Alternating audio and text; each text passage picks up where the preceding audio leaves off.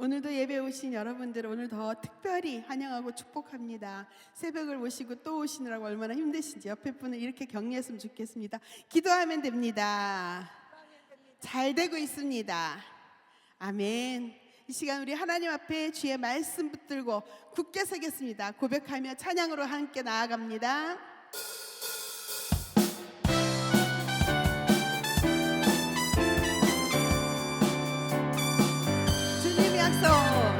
주님 약속하신 말씀 위에서 영원토록 주를 찬송하리라. 소리 높여 주께 영광 돌리며 약속 믿고 굳게 서리라. 굳게 서리 영원하신 말씀 위에 굳게 서리. 굳게 서리 그 말씀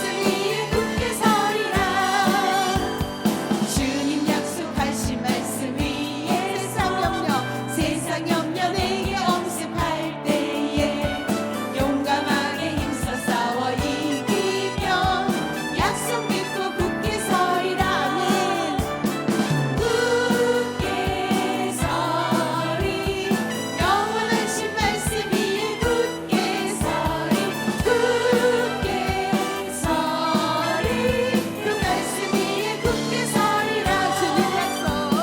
주님 약속하신 말씀 위에서 영원하신 주의 사랑이 믿고 성령으로 힘써 싸워 이기며 약속 믿고 굳게 서리라. 굳게 서리 영원하신 말씀 위에 굳게 서리. 굳게 서리 그 말씀 위에 굳게 서리라. 주님 약속하신 말씀이 영원토록 주를 찬송하리라. 소리 높여 주께 영광 돌리며 약속 믿고 굳게 서. 아멘. 굳게 서리 영원하신 말씀 위에 굳게 서리. 굳게 서리 그 말씀 위에 굳게 서. 주님 약속하신 말씀이 성령 인도하는 대로 행함. 주님 품에 항상 안식 얻으며 약속 믿고 굳게 서리라. 아멘. 굳게 서리 영원하신 말씀 위에 굳게 서리. 굳게 서리 그 말씀 위에 굳게 서리. 굳게 서리 영원하신 말씀 위에 굳게 서리. 굳게 서리 그 말씀 위에 굳게 서리. 굳게 서리 영원하신 말씀 위에 굳게 서리. 굳게 서리 그 말씀 위에 굳게 서리라. 우리 하나님께 영광의 박수 올려드립시다. 할렐루야. 아멘.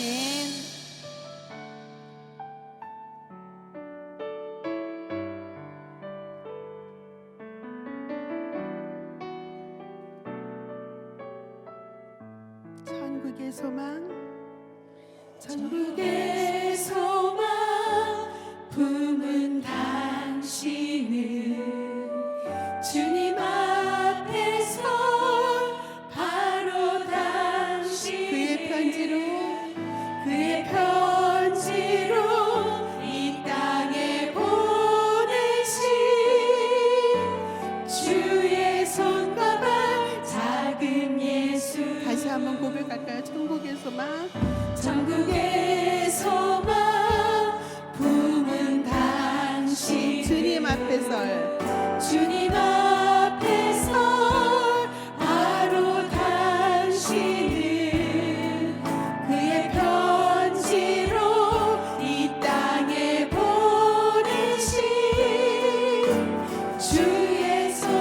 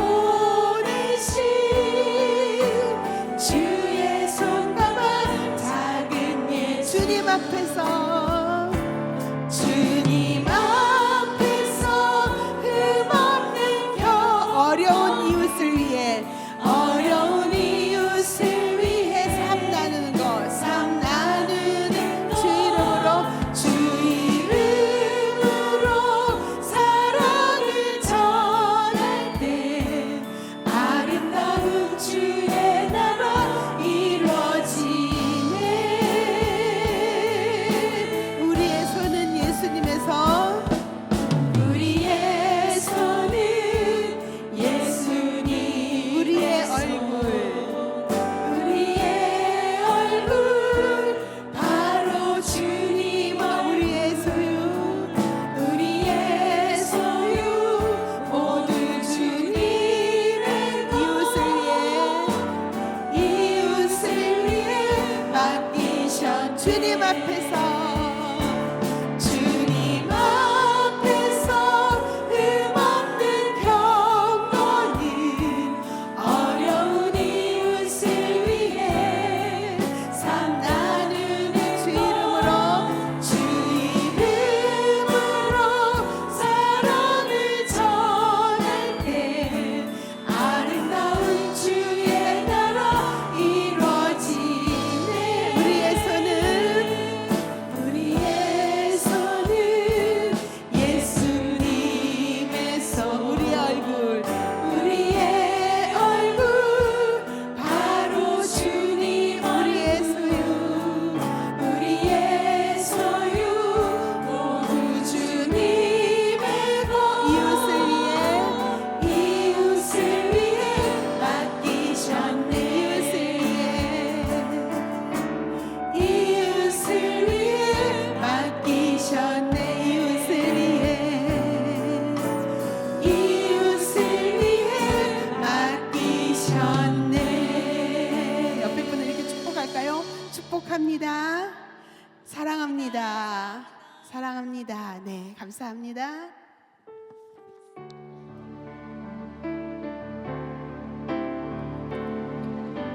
네, 함께 고백할까요? 목적도 없이 목적도 없이 나는 방황했네. 소망도 없이 살았네. 그때에 못 잡은 나그 손길 나에게 새 생명 주셨네.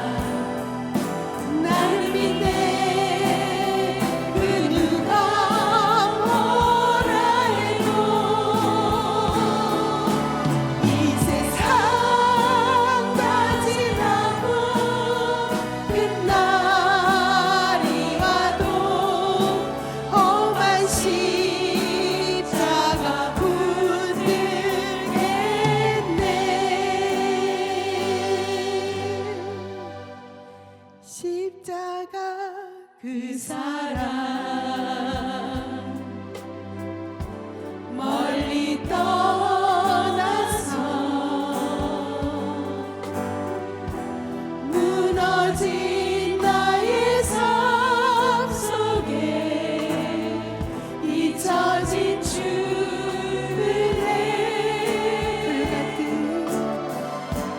돌 같은 내 마음 어루만지사 다시 이름도 세우신 주를 사랑합니다. 주 나를 보아시고 주 나를 보시고 날 붙드시니 날 붙드시니 나는 보배롭고 나는 보배롭고 존귀한 주님의 자녀 주 나를 보아시고 하나님 십자가의 은혜를 내 것으로 고백하기 얼마나 어려운지 모릅니다. 하나님 우리의 마음을 붙들어 주시옵소서. 나는 보배롭고 존귀한 주의 자녀라. 지나간 일들을 지나간 일들을 기억하지 않고 기억하지 않고 이전에 한 모든 일 주님을 생각지 않으십니다. 생각지 않으리 사막의 강물과 사막의 강물과 여러분들의 길을 내시는 분입니다. 길을 내시는 주님 내 안에서 일행하신 주만 바라보리 주 나를 보아시고 주 나를 보아 날 붙드시니 날 붙드시니 나는 보배롭고 외롭고 존귀한 주님의 자녀 아멘 아멘. 나 주 나를 보아시고 주 나를 보시고 날 붙드시리 나는 보배롭고 존귀한 주의 자녀라. 주님이 나를 보배롭고 존귀하다 말씀해 주셔서 감사합니다. 하나님 힘들고 어려운 삶 가운데서도 그 주님의 말씀을 붙들고 다시 일어설 수 있도록 우리를 인도하여 주시옵소서. 십자가 그 사랑을 잊지 않고 살아가기에 매일매일 승리하는 삶으로 주님 함께하여 주시옵소서. 함께 기도하며 나아갑시다. 하나님 아버지 감사합니다.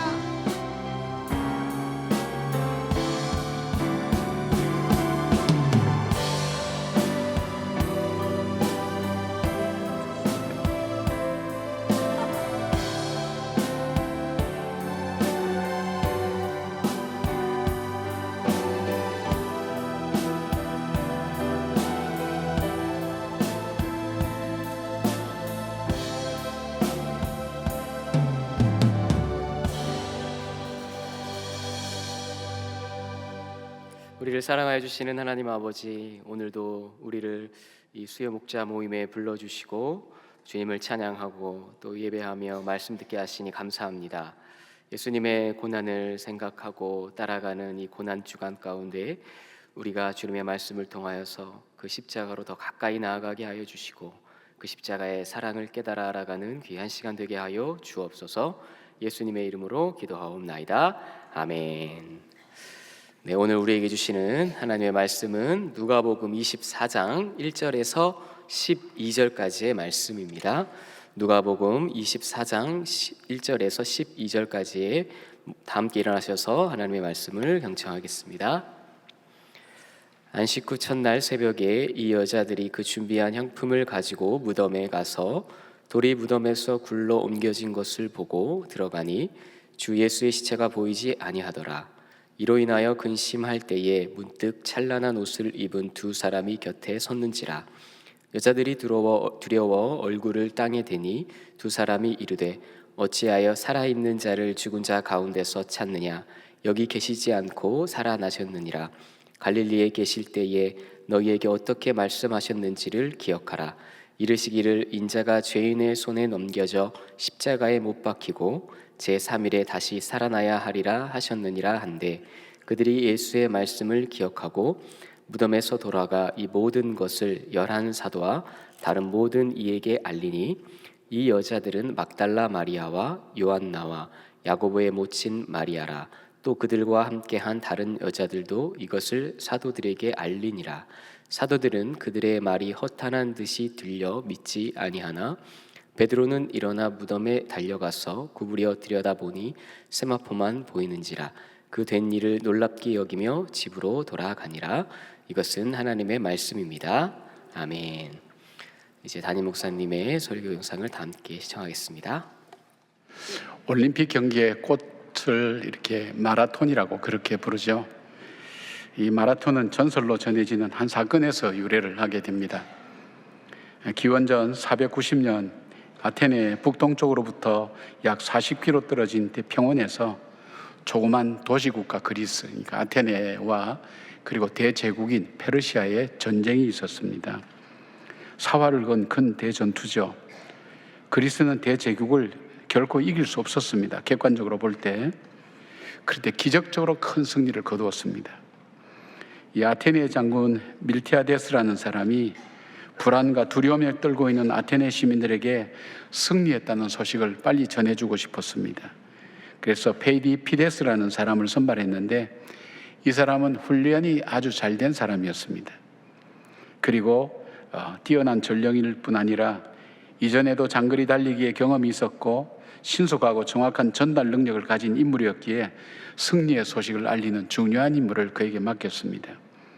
그는 40km를 단숨에 달려가서 아테네 시민들에게 그렇게 외칩니다. 그리스가 전쟁에서 승리했다고, 아테네가 승리했다고 짧은 메시지를 남기고 그는 숨졌다는 그런 전설이 있습니다.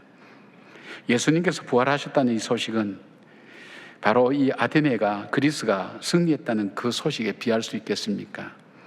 인류 역사상 가장 큰 기쁜 소식이면서 모든 사람의 생명과 운명이 달린 복된 소식입니다. 하나님은 이 놀라운 소식을 어떤 사람들을 통해서 전달하기를 원하셨을까요? 당시 사회에서는 숫자도 세지 않을 만큼 연약한 여인들을 통해서 부활의 가장 기쁜 소식을 전하셨습니다. 왜 하필 여인들이었을까요? 하나님께서는 지금도 사람을 통해서 일하시죠. 하지만 아무나 쓰지는 않습니다. 그렇다면 하나님께서는 어떤 사람을 통해서 이 복음을 전하시고 이 부활의 소식, 생명의 소식을 전하시는가 하는 것을 오늘 본문에서 우리는 찾아볼 수가 있습니다. 이 본문에서 한 3가지를 찾아봤습니다. 하나님은 어떤 사람을 통해서 일하시는가 할 때 제일 먼저 찾은 것이 하나님은 참 섬기는 사람을 통해서 그 섬김을 통해서 이 복음의 소식을 전한다라고 그렇게 볼 수 있고요.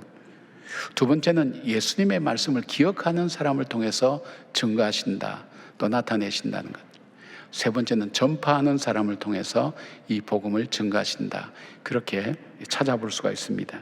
우리 본문의 말씀을 살펴보면서 오늘 나는 정말 연습도 없고 반복도 없는 우리 인생인데 인생을 살면서 가장 귀한 것은 누구 손에 붙들려서 살아가느냐 하는 것이 참 중요합니다.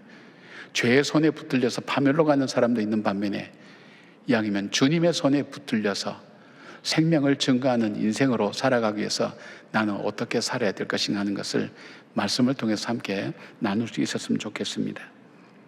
첫 번째 예수님의 이 부활 소식은 바로 예수님을 섬기는 여인들을 통해서 증거되었습니다.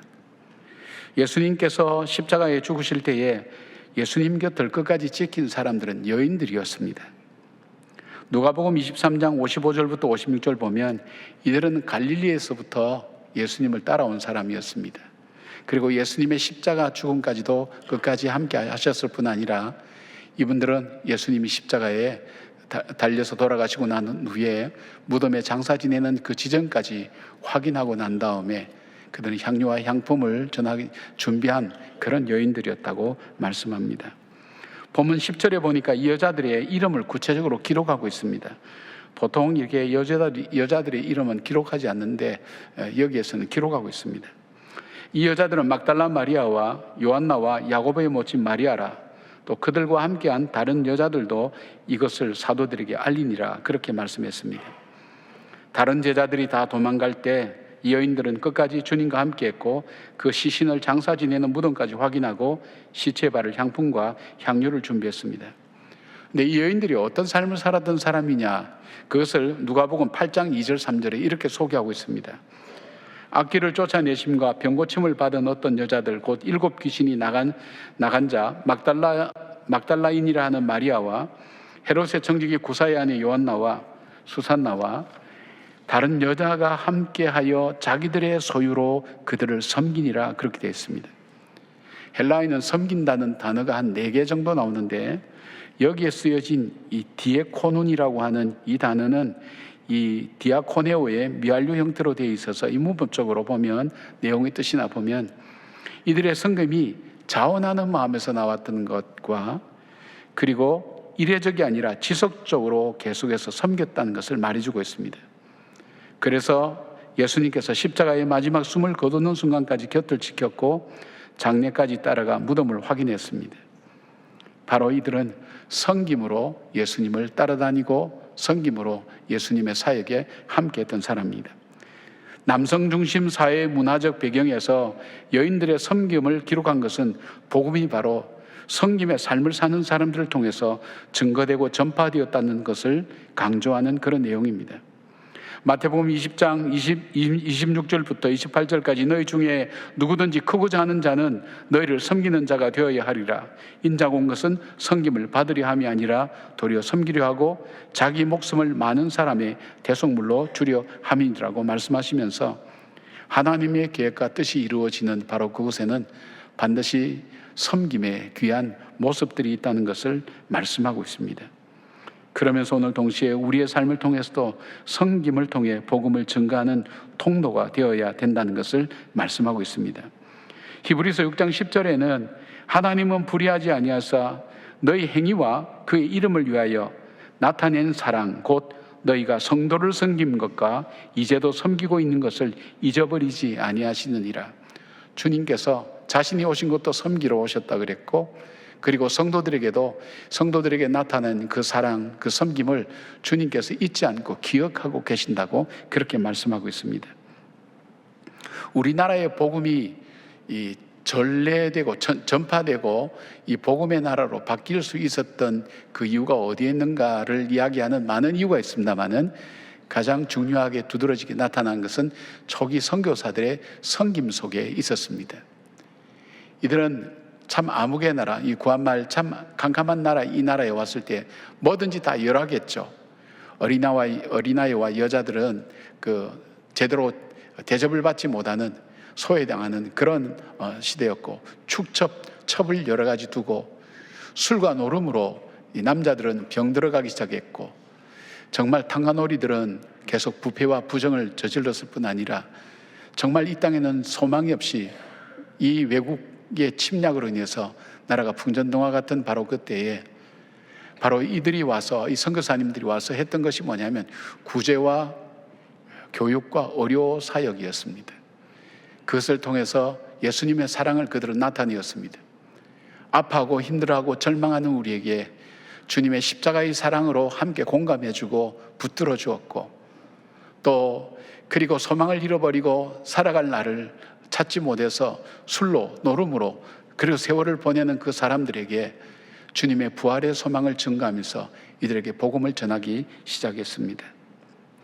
예를 들어서 우리 교회를 섬겼던 이 김현준 목사님이 목회하시는 광주 양림교회라는 곳이 있는데, 이 교회는 1904년에 선교사들에 의해서 세워졌습니다.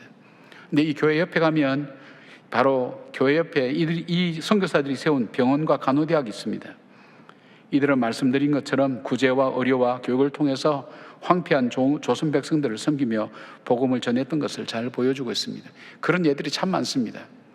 대표적으로 1912년에 파송된 서서평 선교사님, 여자분이죠. 이 고아들을 양자로 삼아서 기르고 병을 치료하고 사랑으로 이 어려운 이웃을 구제하였습니다. 자기가 직접 일을 해서 돈을 벌어서 지금은 한일장신대의 전신이 이 일학교를 세워서 여성들을 교육하는 데 앞장설 뿐 아니라 축첩 금지, 공창 폐기 운동을 벌이면서 빚진 사람들 그 빚에서 놓여질 수 있도록 빚을 갚아주고 공부시키는 데 앞장섰습니다. 그는 고아 14명을 자녀로 삼고 오갈 데 없는 과부 38명을 한 집에서 돌아봤습니다. 그가 죽을 때 남긴 전 재산은 담요 반장, 쌀 2업과 현금 27전이 전부였습니다. 그의 책상 머리에 좌우명이 붙어 있었습니다. 성공이 아니라 섬김, not success but service, 이렇게 붙어 있었습니다.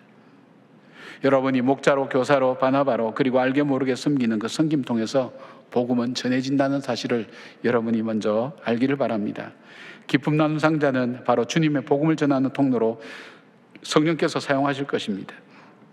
부활 소식은 섬기는 여인들을 통해서 처음 전해졌습니다. 그 복음의 소식을 섬김을 통해 증거하는 우리 모두가 되기를 기원합니다. 두 번째로 이 복음은, 이 부활의 소식은 어떤 분들에 의해서 전해졌냐면 예수님의 말씀을 기억하는 여인들을 통해서 증거되었습니다. 예수님께 바를 향품을 가지고 무덤에 갔던 여인들은 돌이 무덤에서 굴러 옮겨진 것을 보고 들어가 예수님의 시체가 없어진 것을 보고 근심하고 두려워하는 가운데 여인들에게 천사가 나타나서 말씀합니다. 6절 보니까 여기 계시지 않고 살아나셨느니라. 갈릴리에 계실 때에 너희에게 어떻게 말씀하셨는지를 기억하라. 그렇게 얘기합니다. 7절에 그 예수님이 하신 말씀을 들려줍니다. 이르시기를 인자가 죄인의 손에 넘겨져 십자가에 못 박히고 제3일에 다시 살아나야 하리라 하셨느니라는 이 말씀을 들려줍니다. 이 여인들의 반응이 어떻습니까? 이 말씀은 누가복음 9장 22절에 예수님께서 갈릴리에 계실 때에 바로 이 베드로가 주는 그리스도시요 살아계신 하나님의 아들이라는 그 고백 이후에 주신 말씀이 바로 이 말씀입니다. 십자가에 못 박아 죽게 되고 3일 만에 다시 살아나리라는 이 말씀을 그때 하신 것입니다. 이 말씀 앞에 여인들의 반응이 보인 건 뭡니까? 8절에 보니까 그들은 예수의 말씀을 기억하고 그렇게 기록되어 있습니다. 여인들은 예수님 말씀을 기억해 내었습니다. 그래서 예수님께서 부활하신 것을 믿었습니다. 십자가에 돌아가신 것도 그리고 부활하신 것도 하나님의 섭리와 역사 가운데 이루어진 것을 믿었습니다. 놀라운 것은 주님의 말씀을 기억할 때에 그들은 두려움과 근심이 사라지고 그들 속에 확신과 믿음을 가지고 이 부활의 증인으로 그들이 설 수 있게 된 것입니다. 로마서 10장 17절에 보니까 그러므로 들음은 믿음에서 나며 믿음은 들음에서 나며 들음은 그리스도의 말씀으로 말미암느니라고 기록되어 있습니다. 그리스도의 말씀을 들을 때에 그 속에서 근심과 두려움이 사라지고 하나님의 말씀이 기억되면서 그 마음이 생각나면서 그 말씀이 주시는 길, 말씀이 주시는 확신, 말씀이 주시는 그 소망을 붙들고 다시 일어서게 된다는 것입니다. 여인들은 주님이 말씀하신 대로 십자가의 부활과 죽음이 사실임을 받아들이게 되었습니다. 바로 이들이 예수님의 부활을 증거하는 증인이 되었죠. 9절에서 10절 보니까 무덤에서 돌아가 이 모든 것을 11사도와 다른 모든 이들에게 알리니 이 여자들은 막달라 마리아와 요한나와 야곱의 모친 마리아라. 또 그들과 함께한 다른 여자들도 이것을 사도들에게 알리니라고 말씀하고 있습니다. 이들이 예수님 말씀을 기억하고 부활하셨다는 것을 믿음으로 고백하며 부활의 증인으로 그렇게 설 수 있게 된 것입니다. 우리가 주님께서 사용하시는 복음의 증인으로 살기 위해서 우리 속에 주님의 말씀에 대한 기억이 자주 떠올려져야 됩니다. 두려움과 근심이 우리 마음을 짓누르고 현실이 참담해질 때는 과거에 아프고 힘들었던 기억들이 한꺼번에 떠오르곤 합니다. 그렇게 되면 현실로 인해서 낙담하게 되고 비관하게 되고 분노하게 됩니다. 그러나 그때 주님의 말씀을 기억할 때 소망이 생깁니다. 길을 찾게 되고 삶의 목표가 생기고 어떤 기준을 세워야 될지 무엇을 해야 될지 발견하게 됩니다. 그래서 주의 말씀은 내 발의 등이요 내 길의 빛이라는 고백을 하게 됩니다. 주의 말씀을 기억할 때에 죄를 멀리하게 됩니다. 죄를 깨닫게 됩니다. 주의 말씀을 통해서 주님의 뜻과 마음도 알게 됩니다. 더 나아가서 주님 말씀을 기억할 때 인생의 고난과 시련 가운데서 흔들리지 않고 살아갈 수 있는 힘이 생기게 되는 것입니다. 탕자는 아버지 재산을 다 탕진하고 돼지가 먹는 지엽 열매를 먹으면서 비참한 삶 가운데 그가 기억해 냈던 것은 아버지의 집이었습니다. 아버지에 대한 기억이었습니다. 그리고 그는 그 절망과 좌절의 자리에서 딛고 일어나서 아버지 집으로 돌아갑니다. 여러분, 우리 속에 항상 주님의 말씀이 채워져 있어야 됩니다. 성령께서 우리로 하여금 깨닫게 하실 때에 그 말씀이 삶 속에서 나를 밝혀주는 힘이 되고 그 말씀을 통해서 살아갈 수 있게 된다는 것입니다. 제가 이제 미국에서 목회할 때에 너무 어려운 일들이 계속해서 인생 속에 찾아오면서 이제는 버틸 수 있는 힘이 하나도 없고 탈진하고 절망하고 있었어요. 인생이 참 두렵기도 하고요. 또 하나는 이 일을 만날 때 참 외롭더라고요. 인생이 참 외롭더라고요. 그 외로운 가운데도 사람들 앞에는 웃으면서 설교하고 그리고 즐거운 척 그리고 기쁜 척 해야 되는 바로 제 자신이 너무 싫었습니다. 매일 아침 뭔가 허공을 잡는 것 같은 인생길 이렇게 생각하면서 무엇을 해야 될지 알지 못하는 그런 시기가 있었습니다. 제가 여러분 앞에 막 웃고 이렇게 행복하면 저 목사는 항상 좋은 일만 있는 모양이다 그렇게 생각하는 분인지 몰라도 여러분하고 별 차이 없습니다. 똑같습니다. 느낄 것 다 느끼고 겪을 것 다 겪고 그렇게 살아갑니다. 근데 이 어려운 문제가 이렇게 한번 닥쳐오면 그 문제는 그 문제로 끝나는 게 아니라 이전에 어려웠던 문제들이 한꺼번에 들고 일어나면서 내 삶을 다 덮어버립니다. 그러면 갑자기 굳어버립니다. 어떻게 해야 될지 알지 못하고 알지 못하는 그런 일들도 이렇게 사로잡힙니다. 목회를 하다가 그런 일이 왔어요. 그래서 그냥 참 의미 없는 시간들을 보내고 있다고 생각될 때에 저희 교회 새벽기도만 나오는 다른 교회 다니시는 권사님이 계셨어요. 그 권사님이 한 번은 저를 찾아왔어요. 아침에 새벽기도 마치고 목사님 기도할 때 하나님이 주신 말씀입니다 그러면서 쪽지를 하나 내는데 그 말씀이 이사야 41장 10절 말씀이에요. 그 말씀을 폈어요. 근데 두려워 말라 내가 너와 함께 함이니라. 놀라지 말라 나는 너의 하나님이 됨이니라. 내가 너를 구세게 하리라. 참으로 너를 도와주리라. 참으로 나의 의로운 손으로 너를 붙들리라. 이 말씀 잘 아는 말씀이거든요. 어려움과 힘든 분들에게도 이 말씀을 전했는데 그동안 저는 이 문제에 쌓여서 이 말씀이 전혀 생각이 나지 않았는 거예요. 이 권사님이 전해준 이 말씀이 나의 상황을 보시고 말씀하시는 주님의 음성으로 받아들여졌어요. 그렇지 두려워할 일들이 많은 세상이지 무서워할 일들이 너무 많지 외롭고 누구한테 얘기할 데도 없고 의지할 데 없는 그것이 바로 인생길이지. 근데 주님 말씀이 두려워하지 말라 그런 거예요. 놀라지 말라. 놀랄 일 많은 세상에 내가 너와 함께 하지 않니? 내가 너를 도와주겠다. 내가 너를 굳세게 해주겠다. 내가 너로 하여금 반드시 승리할 수 있도록 나의 오른손으로 너를 붙들어 주겠다. 이 말씀이 힘이 되는 거예요. 어둠이 거쳐 나가면서 제 삶 속에 다시 희망이 솟는 거예요. 하나님이 함께 하시는구나. 하나님 보고 계시는구나. 하나님 알고 계시는구나. 내 형편과 처지를 알고 계시는구나. 이 마음이 들어올 때 제일 먼저 회복할 수 있었던 자리가 기도의 자리였습니다. 문제는 해결된 거 없었어요. 여전히 그 문제는 제 인생 속에 머물러 있어서 그러나 두려움과 외로움이 사라졌어요. 그리고 그 문제를 하나님께서 지혜를 주셔서 풀어가게 하시고 도우시고 그러면서 걸어가게 하셔서 잘 이겨낼 수 있도록 하나님께서 함께 해주신 걸 봅니다. 이것이 대나무의 마디처럼 대나무가 단단한 게 이 마디가 있기 때문에 부러지지 않고 단단하다 그러거든요. 이 대나무의 마디처럼 제 인생 속에 힘들고 어려울 때마다 이때 기억을 자주 합니다. 그리고 이 말씀을 참 좋아합니다. 그리고 어려움을 겪은 사람들에게 짧게 뭔가 얘기해 줄 수 있다면 이 말씀을 들려줍니다. 두려워 말라. 얼마나 두려워하는 세상입니까? 두려움이 많은 세상입니까? 놀라지 말라.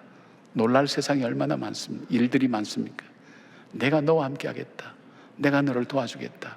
그리고 너 연약한 마음 굳세게 해주겠다. 반드시 승리하게 해주겠다. 이 말씀이 길을 열고 마음을 새롭게 하고 하나님 앞에 나가게 만드는 것입니다. 이 예언들도 마찬가지입니다. 예수님의 죽으심으로 절망과 좌절, 그리고 그 시체마저 보이지 않으니까 두려움과 외로움과 무서움으로 있을 때에 예수님의 말씀을 기억하라고, 이 말씀을 듣고 그들은 예수님의 부활이 사실인 것을 믿고 이 부활의 증인으로 살아갈 수가 있게 된 겁니다. 증거하게 되는 거죠. 제가 지금 이렇게 증거하는 게 뭘까요? 그 예수님의 말씀을 기억해내는 거예요. 주님의 말씀을 기억해냈기 때문에 다시 일어선 얘기를 하는 거예요. 저의 문제만 아니라 여러분도 마찬가지입니다. 힘들고 어려울 때 말씀을 기억해야지, 이 문제를 따라 상처를 기억하게 되면 스스로 자꾸 구렁텅이로 몰아넣습니다. 사람이 문제가 나를 제일 처음엔 힘들게 하지만은 시간이 지나면 문제가 나를 힘들게 하는 게 아니라 내가 내 자신을 자꾸 파멸의 길로 스스로 가게 되는 거예요. 근데 이 말씀이 떠오르려면 어떻게 할까요? 평소에 말씀이 내 안에 들어있어야 돼요. 내 속에 원망하던 것, 세상에 좋아하는 것만 즐거워하고 임영웅의 노래 가사가만 가득 들어가 있는데 거기에 무슨 하나님 말씀이 나오고 있어요? 모르겠어요. 임영웅을 통해서 하나님께서 성령을 함께 하셔서 하여튼 어떻게 하실런지도 모르겠어요. 아니죠. 신세 타령한데 거기서 무슨 소망이 있겠어요? 한마는 이 세상, 야속한 니마, 맨날 그런 거나 부르고, 사랑해서는 안 될 사람을, 옛날 노래입니다. 요즘 노래는 아닙니다. 사랑하는 죄이라서. 여기에 무슨 소망이 있어요? 기쁨이 있어요? 아니에요. 말씀이 내 속에 많이 들어와 있어야 돼요. 말씀을 씹어야 돼요. 말씀을 먹고 말씀이 내 안에 있을 때, 내가 힘들 때에, 낙심할 때 주님께서 나에게 주시는 그 말씀을 깨닫게 하실 때 그 말씀이 나로 하여금 새롭게 만들고, 무엇에 되게 만드냐? 주님의 십자가 부활을 증거하는 사람으로 살아갈 수 있도록 그렇게 만드는 것입니다. 사랑하는 여러분, 주님의 말씀을 기억하시고 나를 위해서 죽으신 주님의 십자가, 그리고 부활하셔서 우리 산소망의 첫 열매가 되신 바로 그 주님의 말씀을 기억하면서 험하고 힘든 이 세상 속에 낙담하지 않고 주께서 열어가시는 그 길, 소망의 길을 걸어가는 저와 여러분 되기를 바랍니다. 세 번째로 예수님의 부활 소식은 전파하는 여인들을 통해서 증거되었습니다. 9절에 보니까 무덤에서 돌아가 이 모든 것을 11사도와 다른 모든 이에게 알리니 그렇게 되어 있어요. 10절에도 마찬가지예요. 이 여자들은 막달라 마리아와 요한나와 야고보의 모친 마리아라, 또 그들과 함께한 다른 여자들도 이것을 사도들에게 알리니라 여기 되어 있어요. 반복적으로 사용된 단어가 알린다는 뜻이에요. 옛날 성경에는 고한다 이렇게 되어 있어요. 이거는 계속적인 행동을 말합니다. 알린다. 근데 11절에 보니까 사도들의 반응이 시큰둥합니다. 그들은 예수님의 말씀을 기억하지 못했어요. 헛하는 듯이 헛소리 하는 걸로 그렇게 그들은 들었어요. 그러니까 예수님 하신 말씀을 기억하지 못하니까 믿음이 없는 거예요. 예수님이 죽었다는 사실, 그것밖에는 저들이 아는 게 없어요. 근데 9절을 보면 이 모든 것을 11사도와 다른 모든 이에게 이 여인들이 알렸다고 그 기록하는 거 보면 부활의 메시지가, 소식이 전해져 나가고 있는 것을 보여줍니다. 이렇게 증거하는 여인들을 통해서 이 부활의 메시지가 증거됩니다. 이것이요, 초대교회의 중심 메시지입니다. 초대교회의 메시지를 단 하나로 얘기하면 너희들이 죽인, 유대인이 죽인 그 예수가 바로 십자가에 못 박혀 죽었으며 하나님의 아들이시며 하나님께서 그 아들을 살리셔서 그 예수님은 부활하셨다, 예수님의 부활하셨다, 그 사실을 증거하는 것이 초대교회 메시지였어요. 그리고 여기에 생명을 걸었어요. 여기에 순교를 하게 된 거예요. 무슨 메시지에? 예수님이 부활하셨다는 사실 확실하게 믿고 증거하는 자리에 들어갑니다. 로마서 10장 14절은 그렇게 말씀합니다. 그런즉 그들이 믿지 아니한 이를 어찌 부르리요, 듣지도 못한 이를 어찌 믿으리요, 전파하는 자가 없이 어찌 들으리라고 말씀합니다. 복음이 내 속에만 갇혀 있으면 안 돼요. 복음이 교회 안에만 갇혀 있으면 안 돼요. 내 꿈과 내 계획 속에만 갇혀 있으면 안 돼요. 이 복음을 어떻게 해야 돼요?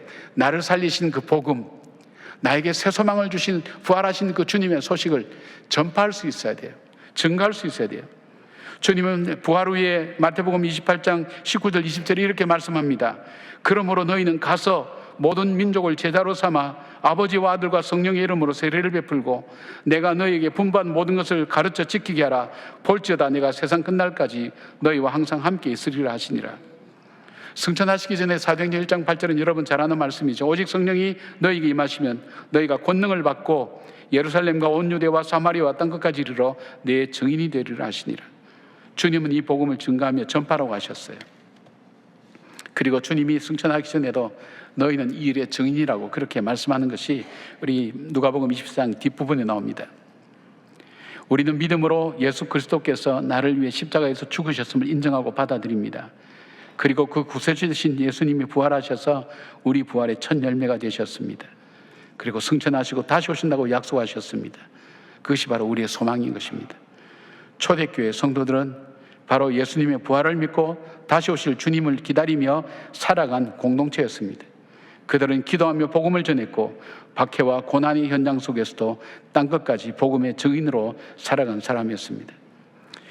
옛날에 이 초창기 코스타가 있었습니다. 코스타는 해외에 나가 있는 유학생들을 1년에 한 차례씩 모아서 집회를 하는 거죠. 한국의 유명한 강사들이 자비랑으로 가서 집회를 하면서 그들에게 비전과 꿈을 일으켜 세우는 그런 귀한 집회죠. 지금은 세계 한 20몇 개국에 한 30여 개 이상 지금 코스타가 열리고 있습니다. 거기에 잠깐 제가 이제 책임자로서 몸을 담았던 그런 시간들이 있었는데 여러분 기도해 주셔서 많이 복음을 전할 수 있었는데 여기 초창기 때 이 코스타에 복음을 전하고 나면 반드시 콜링을 합니다. 그 콜링이 뭐냐면 하나님께서 내 인생을 나에게 주신 것, 이 복음을 위해서 살겠다고 그렇게 헌신하는 분들 일어나라고, 그리고 앞으로 나오라고, 그리고 축복 기도해주고 그렇게 했습니다. 그 당시에 이제 미국에 특별히 유학 온 학생들 중에는 보통 박사 과정에 있는 사람들이 많았죠. 석사, 박사 과정에 있는 사람, 그리고 박사 후 과정에 있는 사람도 있고 우리나라 유명한 인재들도 참 많았습니다. 지금 얘기하면 다 얘기할 수 있는 사람들입니다. 예. 그분들이 헌신한 거예요. 정말 나는 복음을 위해서 살겠다고. 이분들이 이제 한국에 오셔서 각 대학의 교수들도 하시고 미국의 대학의 교수도 하시고 연구원으로도 하시고 그런데 삶 속에서 하나님의 부르심을 기억해낸 거예요. 그래서 그들이 헌신했던 데가 어딘가 하면 초창기 연변에 있는 이 과학기술대학입니다. 거기에 교수로 지원을 하게 된 겁니다. 여기는 열악하죠. 그런데 세계적인 석학인 이 사람들이 가서 거기에서 가르치기 시작하니까 중국에서도 우수한 자원들이 들어오기 시작하죠. 여기서 복음을 전할 수가 없어요. 복음을 전하지 못하는데 이 학생들이 질문을 하는 거예요. 어떤 질문을 하는가 하면 교수님은 이런 곳에 오실 만한 분은 아닌데 왜 이런 곳에 오셨습니까? 그리고 왜 우리를 가르치시고 우리를 이렇게 사랑해 주십니까? 예, 그때는 대답할 수가 있어요. 나는 예수 믿는 사람입니다. 그 예수님의 사랑, 그 사랑을 증거하라는 그 소명을 내가 받았다고. 그래서 내가 여기 와서 예수님의 그 사랑을 전하고 그 예수님이 나의 구세주 되시고 주님 되심을 증거하는 삶을 사는 것입니다. 복음을 직접적으로 전하지는 않지만 그 질문에 대한 대답은 할 수 있으니까. 근데 놀라운 것은 이 아이들이 졸업할 때쯤 되면 여기는 공산당 당원들이 나와서 복음을 전하는지 안 전하는지 감시하고 있어요. 근데 기도 시간에 밥 먹는 시간에 눈은 떠서 있지만 학생들 대부분이 기도하는 학생으로 변해 있다는 거예요. 삶을 통해서 증거하는 거예요. 그렇다면 여러분, 저와 여러분이 복음을 증거하는 방법이 전도도 하고 하는 방법도 중요하지만 우리 인생에 특별한 인생은 별로 없잖아요. 다들 어렵잖아요. 쉬운 일 없어요. 한 문제 끝나고 나면 또 한 문제가 다가오고 이제는 한 문제가 아니라 여러 개가 한꺼번에 닥쳐오기도 하고 정신을 못 차릴 정도로 힘든 일이 일어나는 거예요. 정신 못 차려. 그 문제만 따라가다 보면 우리가 살아갈 수가 없어요. 그 가운데서도 이 믿음 붙드는 거예요. 내가 보기에는 길이 없지만 주께서 내 길이 되신다 그랬어. 주님이 여시는 길이 있어. 사막에 강을 내시고 광야에 길을 내시는 그 하나님이 나와 함께 하셔. 그 믿음 붙들고 낙담하지 않고 두려워하지 않고 그 어려움과 맞서서 당당하게 살아가는 모습 볼 때 다른 사람들이 물어봐요. 우리 영상을 통해서 그 형제가 그런 얘기 했잖아요. 세상 사람들과는 다르게 살아가는 삶의 모습이 자기는 참 좋았다고. 거기서 교회에 대해서 다시 한번 관심을 갖게 되었다고. 바로 그간이에요. 우리가 예수 믿고 소망이 없는 사람처럼 그렇게 동일하게 살아가는 그 삶이 아니라 힘들고 어려움에도 나에겐 참 산 소망이 있어. 부활하신 주님처럼 그 주님의 부활이 내 부활의 첫 열매가 되셨어. 나에겐 정말 이 소망 붙들고 살아갈 거야. 천국에 소망이 있어. 이 믿음 가지고 살아갈 때 여러분 주변에서 그런 얘기 들어봐야 돼요. 당신이 갖고 있는 그 믿음은 대체 무엇이냐고. 어떻게 당신이 그렇게 살 수 있냐고. 여러분 예수 믿는 사람으로 살아가면서 여러분이 가까운 사람에게 그 얘기를 한 번이라도 들어보셨습니까? 어떻게 해서 당신은 그렇게 살 수 있냐고. 초대교회 교인들은 그렇게 살았어요. 그러니까 그들이 박해를 당하고 죽음을 당하면서도 사람들이 아주 경이롭게 생각했다 그랬어요. 저들은 우리가 갖고 있지 않는 무언가 인생의 해답을 갖고 있다고. 신비로운 존재요, 매력적인 존재라고. 그러면서 그들이 공고함과 어려움을 겪을 때에 바로 이 신앙의 길로 들어오게 된 거예요. 여러분 다시 한번 묻습니다. 여러분이 살아온 삶 속에서 당신은 어떻게 그렇게 살아갈 수 있냐고 그 질문을 받아보셨나요? 그렇지 않다면 오늘 내 삶을 다시 돌아보셔야 됩니다. 내 삶을 통해 이 복음을 전해야 됩니다. 내가 받은 이 소중한 복음, 나에게서 중단되어서는 안 됩니다. 내 삶을 통해서 증가하고 나타내는 선교의 귀한 사명, 주님께서 그들을 통해 부활의 소식을 증가하게 하셨고 그들을 통해 하나님 역사를 열어가십니다. 그렇습니다. 여러분, 인생은 반복이 없습니다. 연습도 없습니다. 후회도 나중에는 소용이 없습니다. 내가 한 번밖에 살 수 없는 이 인생, 누구 손에 붙잡혀서 살아가느냐, 무엇에 붙잡혀서 살아가느냐, 주님 손에 붙잡혀서 정말 가장 복된 소식을 증가하는 사람으로, 그 증인으로 살아가는 우리 모두가 되기를 바랍니다. 아멘. 기도하겠습니다. 그리스도께서 만일 다시 살아나지 못하셨다면 우리가 전파하는 것도 헛것이요 또 너희 믿음도 헛것이라고 말씀하신 주님, 이 소망이 있기에 오늘도 살아갑니다. 낙심의 자리에서 다시 일어납니다. 주님을 의지하고 말씀 붙들고 낙담하지 않고 함께 하시마 약속하신 그 주님 약속 의지하고 한 걸음 한 걸음 믿음의 길 걸어갑니다. 전에는 내가 걸었지만 이젠 주님이 여신 길을 걸어갑니다. 그 믿음의 길 걸어가는 우리 성도들 되게 하여 주시옵고, 하나님 세상 사람들이 바라볼 때에 그 걸음이 신비롭고 놀랍고 그리고 자기들이 이해하지 못할 무엇인가 있다고 느낄 수 있도록, 그래서 질문을 받을 수 있는 우리 성도들의 삶이 되게 하여 주시옵소서. 산소망 대신 부활의 주님 예수님의 이름으로 기도드리옵나이다. 아멘. 아멘. 네, 우리 앞뒤 좌우에 계신 분과 인사 나누겠습니다. 주님의 평강을 기원합니다. 주님의 평강을 기원합니다. 네, 우리 목사님의 말씀을 잘 들었는데요. 우리 바로 세 가지 목사님 말씀하신 포인트를 짚어보면서 말씀 나눔과 정욕을 함께 나누도록 하겠습니다. 말씀 나눔과 정욕 보시면 1번, 예수님의 부활 소식은 연약한 여인들을 통해 전해졌습니다. 당시 사회적 약자였던 여인들이 부활의 첫 증인이 될 수 있었던 이유는 섬김에 있었습니다. 우리는 지금 어떤 섬김을 하고 있는지 함께 나누어 봅시다. 예수님의 부활은 여인들을 통해서 처음으로 전해지게 되었습니다. 당시 여인들은 사회적 약자였고 소외받는 사람들이었는데, 우리 생각으로는 부활의 소식을 가장 먼저 전해야 될 사람이 누구이면 딱 맞을까요? 제자들이면 딱 맞지 않겠습니까? 근데 제자들은 여기에 없고 빈 무덤을 찾아온 사람들은 여인들이었습니다. 근데 그 여인들의 이름을 오늘 성경에 적어놨는데, 이 여인들이 많이 있었다, 다른 여자들도 있었다라고 하는 것으로 보아 이름이 기록된 사람뿐만이 아니라 그 외에 다른 여인들도 함께 빈 무덤에 찾아갔음을 우리가 알 수가 있습니다. 그래서 누가복음 23장 56절 말씀해 보니까 향품과 향유를 준비하더라 이렇게 기록하거든요. 향품과 향유를 왜 준비했냐면 시신의 부패를 막기 위해서, 바르기 위해서 이제 향유와 향품을 준비한 건데요. 그런데 오늘 본문의 1절에 보면은 예수님의 그 무덤을 찾아간 날이 언제냐면 안식 후 첫날이에요. 안식 후 첫날 하니까 좀 헷갈리니까 안식일은 토요일입니다. 토요일. 우리는 지금 주일을 지키지만 토요일이에요. 그럼 예수님 언제 돌아가셨겠어요? 금요일. 그래서 우리가 성금요일이라고 하는 이유가 예수님이 십자가에 달려 죽으신 날이 언제예요? 금요일이에요.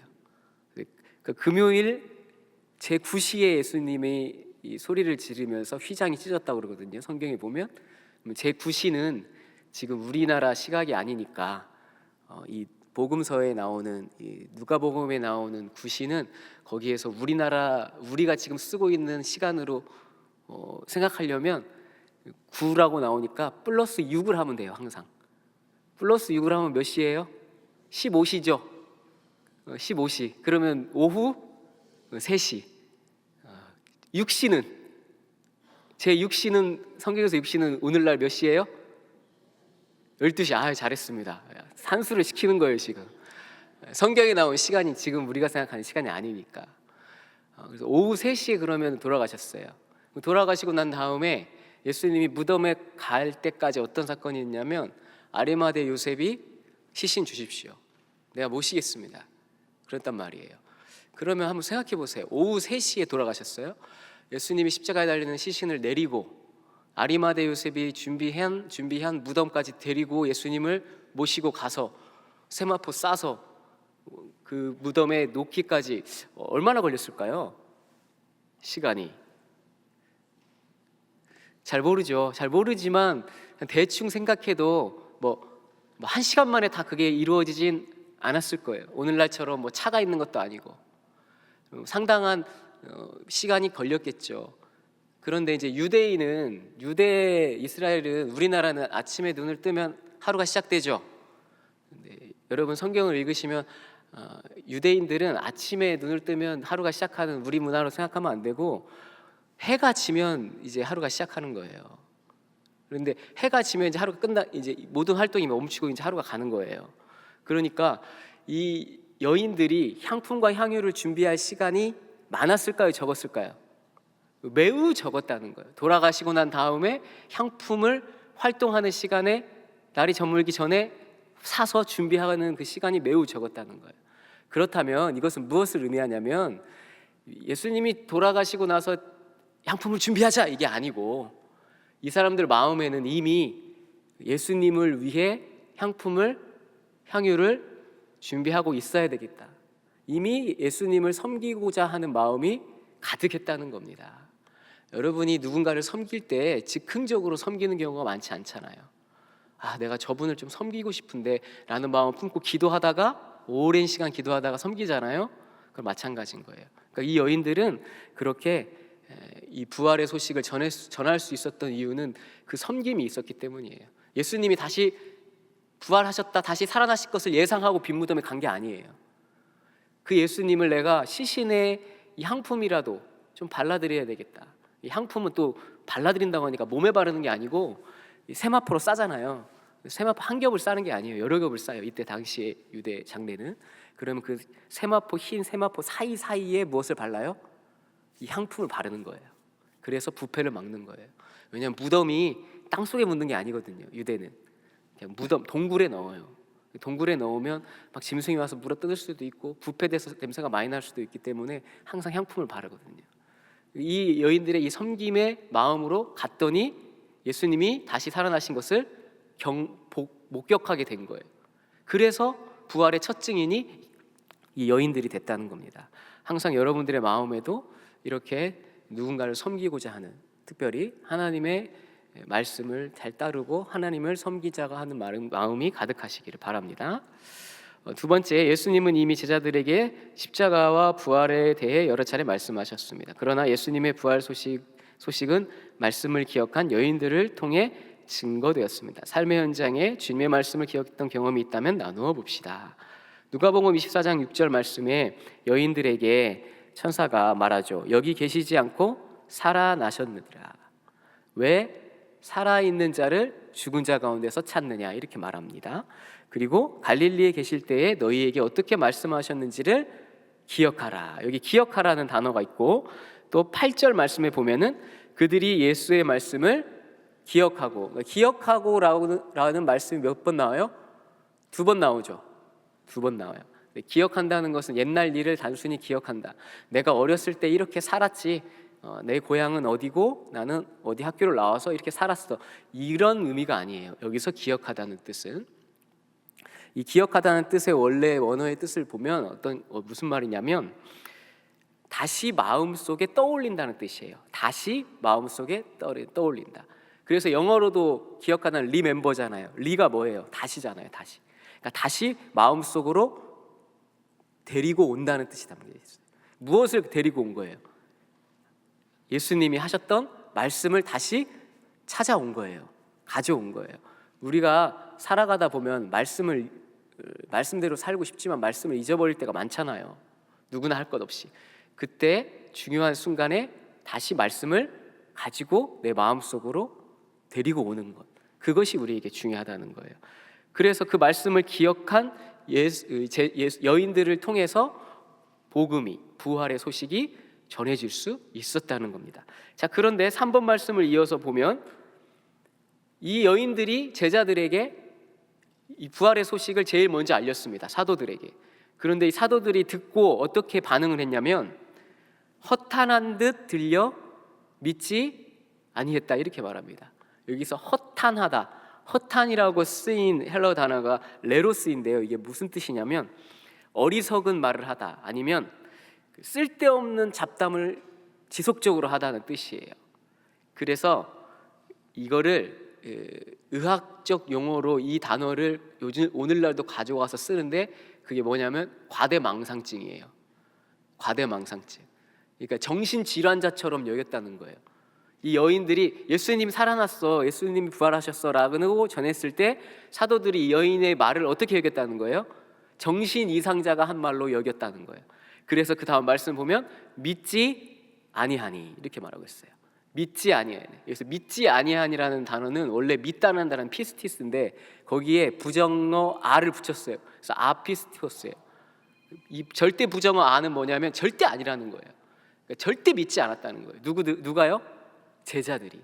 가장 먼저 믿어야 할 제자들이 절대적으로 믿지 않았다는 거예요. 어떤 것을요? 부활을, 예수님이 다시 살아나신다는 말씀을.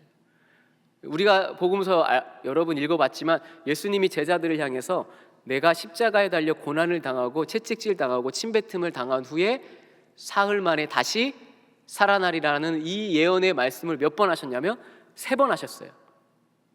성경에 기록된 것만 3번입니다.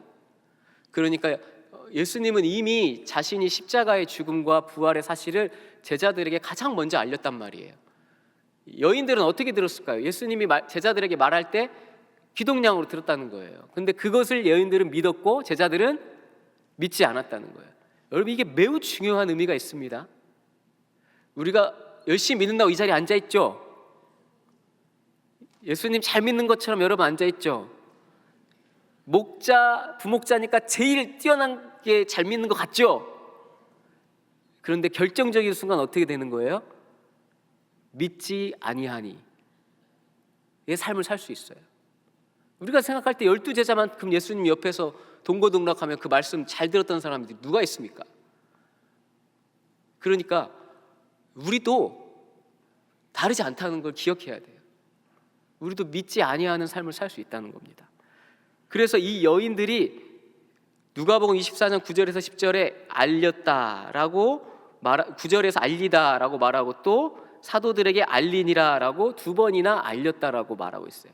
근데 이 제자들은 이 여인을 정신 이상자처럼 생각하고 믿지 않았는데 여기서 알리니라고 쓰인 이 단어의 뜻은 뭐냐면 보도하다, 선언하다는 뜻이에요. 보도하고 선언하다. 여러분, 보도하고 선언할 때 사실이 아니면은 안 되겠죠. 내가 선언한단 말이에요. 내가 보도한다는 거예요. 사실만을 보도하지 않겠습니까? 그 여인들은 아주 확신에 차서 얘기했는데, 선언했는데 제자들은 믿지 않았다는 거예요. 그래서 그 여인들을 통해서 복음이 전해지고 부활의 사실이 전해졌다는 사실입니다. 여기 계신 우리 모든 목자, 부목자 분들도 오늘 말씀의 제목처럼 하나님이 사용하신 복음의 증인들이 되시기를 바랍니다. 믿지 아니하는 그러한 우를 범하지 말고 그 복음을, 부활을 선언하고 보도하는 확실한 믿음을 가지고 살아가는 우리 목자, 부목자들이 되시기를 간절히 바랍니다. 네, 광고 말씀 잠깐 드리겠습니다. 네, 4월의 말씀을 함께 같이 읽어볼게요. 시편 145편 9절 말씀입니다. 시작. 여호와께서는 모든 것을 선대하시며 그 지으신 모든 것 긍휼을 베푸시는도다. 아멘. 네, 광고 말씀 빨리 드리겠습니다. 중요한 광고를 한 가지 드립니다. 부활절 기쁨 나눔 상자가 이번 주 4월 20일 부활 주일까지 이제 여러분이 기쁨 나눔 상자를 하실 수가 있습니다. 네, 지금 그런데 기쁨 나눔 상자가 얼마만큼 들어왔을까요? 많이 들어왔을까요? 많이 들어왔으면 제가 강조할까요? 강조합니다. 이번 주 4월 며칠까지요? 20일까지. 지금 나가시는 길에 할 수 있습니까? 없습니까? 점점 목소리가 작아집니다. 20일까지 우리가 4,000개의 수량을 목표로 하고 있는데요. 제가 지금까지 이 수량을 달성하지 못한 해는 연도는 본 적이 없는데 강조합니다. 올해 그런 날이 안 오시기를 여러분 가족들과 함께 우리 부활의 소식을 알리는 기쁨 나눔 상자를 많이 해주시면 감사하겠습니다. 네, 감사합니다. 2025년 여름 안미 단기 선교를 신청받고 있습니다. 지금 자리가 많이 남아 있으니까 고민하신다면 신청을 해주시면 감사하겠고, 특별히 우리 청년 대학부 우리 지체들, 우리 자녀들, 손주들 손 있으면 꼭 권면하셔서 신청해 주시면 감사하겠습니다. 한영원 전도대 오늘 오후 12시 30분에 소예배 이실에서 있겠습니다. 인도네시아 발리 비전센터 선교 자원 봉사자 4기를 모집합니다. 이것 역시도 청년부 대학부 우리 지체들을 신청받고 있으니까 일정 보시고 우리 자녀들 신청해 주시면 되겠습니다. 동안 청춘교실 봄소풍이 4월 24일 목요일에 있겠습니다. 여주 세종대왕릉입니다. 기억하시면 되겠습니다. 네, 이상으로 광고를 마치고 마을별로 모임을 갖도록 하겠습니다. 감사합니다.